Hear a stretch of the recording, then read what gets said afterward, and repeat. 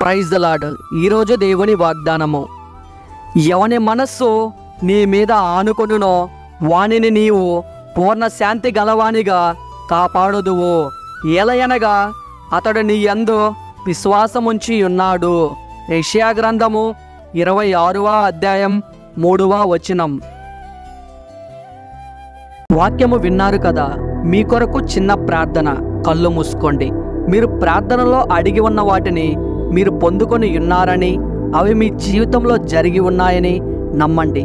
నమ్ముట నీ వశమైతే నమ్మువానికి సమస్తము సాధ్యమే. ప్రార్థన. సర్వశక్తిగల తండ్రి, ఘనమైన గొప్ప దేవుడా, సకల ఆశీర్వాదాలకు పాత్రుడా, మీ దాసుని ప్రార్థన ఆలకించి ఫలింపు చేస్తారని, అనేకులను మీ పాదాల దగ్గరకు చేర్చుకుంటారని వేడుకుంటున్నాను తండ్రి.